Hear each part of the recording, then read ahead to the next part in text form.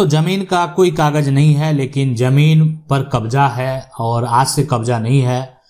दादा परदादा भी इस जमीन का उपयोग किए थे यहाँ पर, अब वर्तमान में आप कर रहे हैं।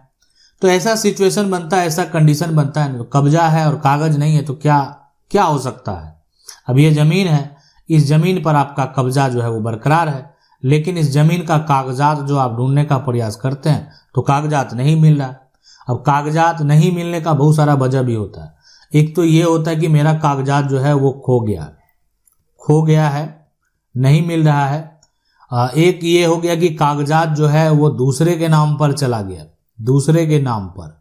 और एक है कि जमीन ही दूसरा का है, जमीन ही यहाँ पर जो है वो दूसरे का है, आपका सिर्फ उस जमीन पर दखल है। ठीक है, अब दूसरे का जमीन है, आप दखल किए हुए हैं, आप उसका उपयोग कर रहे हैं, उस पर आप खेती जो है कर रहे हैं। जमीन मालिक कहीं दूसरा जगह रहने लगा, पूछने भी नहीं आया आपको कि जमीन पर आप क्या कर रहे हैं, नहीं कर रहे हैं, लेकिन आपके पास कागजात तो नहीं है, डॉक्यूमेंट तो नहीं है।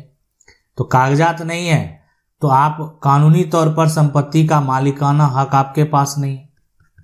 आखिरकार ऐसे सिचुएशन, ऐसे कंडीशन में कब दावा किया जा सकता है, कब आप कानूनी अधिकार प्राप्त कर सकते हैं, ये हमारा कानून क्या कहता है, नियम क्या कहता है। तो देखें, हमारा कानून ये कहता है कि अगर कोई भी जमीन पर अगर आपका कब्जा है और लंबे समय से आपका कब्जा है, तो आपके पास कागजात नहीं है, डॉक्यूमेंट नहीं है, तो आपको सबसे पहले क्या करना है कि जाकर जमीन का जो है राजस्व जो अभिलेख है, राजस्व अभिलेख, ये आपको क्या करेंगे, आप निकाल लेंगे। राजस्व अभिलेख यानी जमीन का जो एक तरह से पूरा उसमें डिटेल आपको मेंशन होगा कि जमीन वर्तमान में जो है, जमीन का खाता, जमीन का यहाँ पर जो है खसरा, जमीन का ये भी कह सकते हैं रकबा, ये सब देखें, ये मेजरमेंट के टाइप हैं। आपके राज्य में हो सकता है अलग बोले जाते हैं, बहुत जगह यहाँ पर जो है गज में जो है रकबा मेजर किया जाता है, बहुत जगह स्क्वायर फीट में हो गया, बहुत में जो ये आपको खसरा है उसको गाटा संख्या भी बोलते हैं, गाटा संख्या।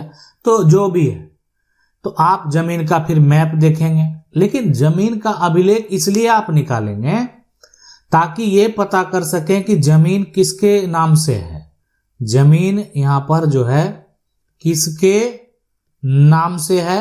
अब जिसके भी नाम से है वो जीवित है या नहीं, ये भी पता लगा लें। उसके बाद उसके उत्तराधिकारी कौन है, कौन इस जमीन का हक रखने वाले हैं अभी कानूनी तौर पर, इसलिए कि कागजात है, डॉक्यूमेंट है, दखल में हम है, लेकिन मेरे पास कोई साक्ष्य नहीं है। जमीन मालिक कहीं किसी दूसरे को बेच दे, अब आप कहेंगे बेच कैसे सकता है, तो जाकर आप जजमेंट जाकर देख लें, सुप्रीम कोर्ट का फैसला। आप प्लेलिस्ट में जाएंगे यहाँ पर जो है, ठीक है, प्लेलिस्ट, और प्लेलिस्ट में सुप्रीम कोर्ट का फैसला जो है जाकर देखेंगे, उसमें ऐसा जजमेंट हम बताए हुए कि जमीन पर कब्जा जो है था कोई, या जमीन जिसके पास कागजात था वो क्या किया, दूसरे को बेच दिया, तो विवाद खड़ा हो गया। अब विवाद खड़ा होने के बाद हम स्टोरी पूरा बताए हुए क्यों विवाद खड़ा हुआ और कैसे उसका निष्कर्ष निकला, क्या सुप्रीम कोर्ट ने फैसला दिया।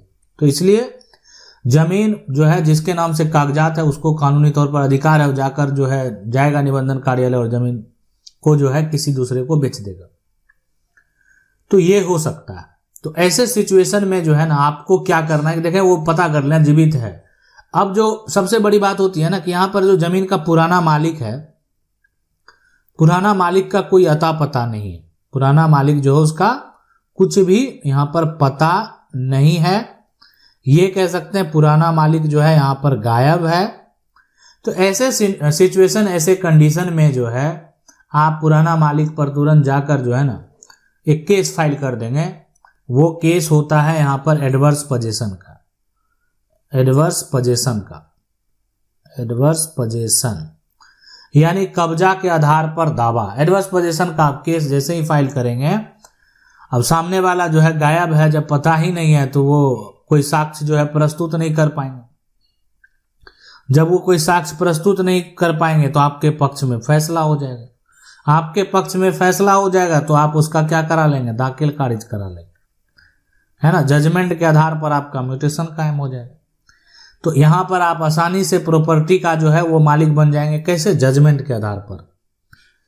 लेकिन अब यहाँ पर सबसे बड़ा कंडीशन उत्पन्न ये होता है कि देखें, ये तो सही है कि पता नहीं है, गायब है, लेकिन जीवित है, मेरे आसपास का ही है, बगल का ही है, तो भी आप उसको नोटिस भेज सकते हैं। और लेकिन यहाँ पर जो है ना, जमीन पर आप खेती कर रहे हैं, यहाँ पर आपको साबित करना पड़ेगा। अब यहाँ पर देखिए समस्या ये उत्पन्न होता है कि खेती वाली अब जमीन है और आप केस फाइल करेंगे, आपको ये साबित करना है कि अब आपके वकील जो है ये साबित करेंगे कोर्ट में जाकर कि आपका कब्जा जो है वो 12 साल से लगातार है। ठीक है, 12 साल यहाँ पर लगातार जो कब्जा जो एडवर्स पोजीशन के लिए कहा जाता है, ठीक है, यहाँ पर लगातार, तो ऐसा है जमीन पर। तो ये हो गया, या यहाँ पर जो है 30 साल से लगातार जो बात होती है वो सरकारी जमीन पर, और यानी निजी जमीन के लिए 12 साल है। तो अब ये साबित करना कि आपका 12 साल से कब्जा, लेकिन जमीन का मालिक जो है, जमीन मालिक सरकार को जो है टैक्स भी टाइम पर पे कर रहा है, उनके पास जमीन का कागजात है, उनका जमीन वर्तमान में ऑनलाइन सारा डिटेल चढ़ा हुआ है। तो ऐसे सिचुएशन, ऐसे कंडीशन में आपके लिए उस जमीन पर की जो जमीन खाली है, जिस पर खेती होती है, उस पर यह साबित करना कि आपका कब्जा जो है वो विवाद रहित यहाँ पर लगातार 12 साल तक रहा है, ये विवाद रहित, इसलिए कि साफ साफ कहा गया कि देखें, अगर विवाद है तो ये एडवर्स पोजीशन का तो दावा ही लागू ही नहीं होगा। एडवर्स पोजीशन का दावा तभी लागू होता है कि जब जो भी मामला है वो शांतिपूर्ण है और लगातार है, कोई टेंशन नहीं, जमीन मालिक नहीं आ रहा आपको पूछने के लिए। लेकिन जिस दिन जमीन मालिक जो है वो पूछने के लिए आ जाएगा और आप ये साबित करने में सक्षम हैं कि 12 साल से अधिक समय से जमीन पर आप कब्जा किए हुए हैं, आपको अधिकार है, तो फिर जो है मालिकाना हक आपको मिल सकता है, ऐसे नहीं। अब डिपेंड करता है कब्जा एक करने वाला, खेती करने वाला जमीन पर कैसे ये साबित करेगा।